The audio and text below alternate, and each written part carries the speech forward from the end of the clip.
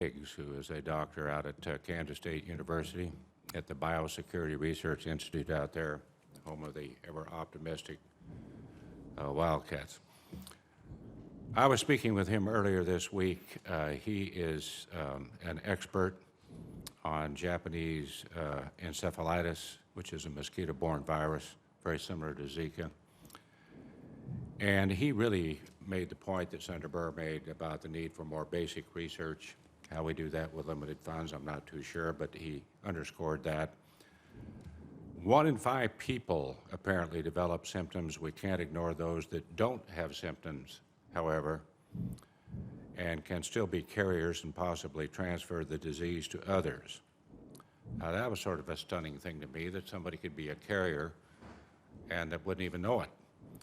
Do we know how long individuals can serve as carriers? One study cited by CDC recently said it could be up to a week in blood and saliva. I'm curious on your thoughts on how we try to manage the rather impossible problem of the virus in the population that isn't existing the symptoms.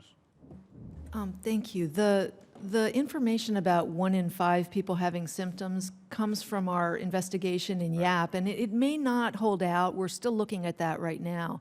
What we know right now is that the blood contains the virus for about a week and then is cleared. But as Dr. Fauci said, some other body sites might have the virus for a longer period, and we're actually quite concerned about semen. There is a possibility of sexual transmission, and we don't know yet how long the virus might be present in semen. For most people, the infection's all done after a week with or without symptoms, but that question of whether sexual transmission might occur later is what we're really concerned about right now. Different subject. Understand that we have engaged with the World Health Organization to ensure availability of insect repellents, i.e. pesticides, insecticides, et cetera, to address mosquitoes carrying the Zika virus, i.e. you get control hopefully first before you get into a massive amount of mosquitoes carrying this disease.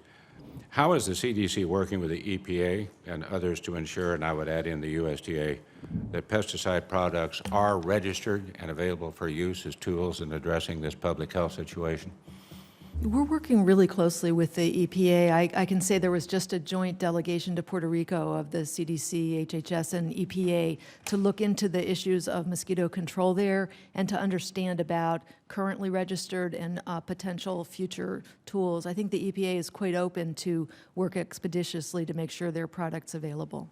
Are we ensuring a variety of tools are available to states, towns, and even counties looking at vector control, outreach to local public health agencies and mosquito control districts with this kind of registered pesticide use?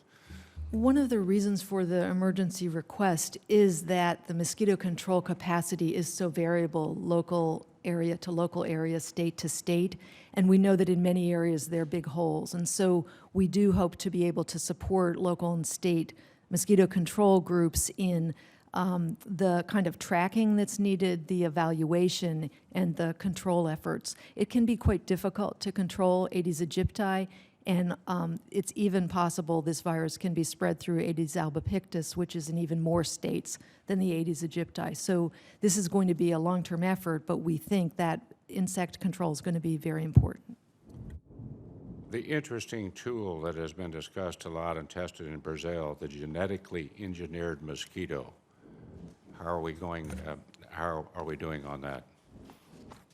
You know, there's very interesting information from very small-scale studies of the genetically modified mosquito, and I was just in Brazil, and there was active discussion about that. I think continued evaluation is important, and I understand that FDA is looking at proposals for pilot studies, as is the authority in Brazil.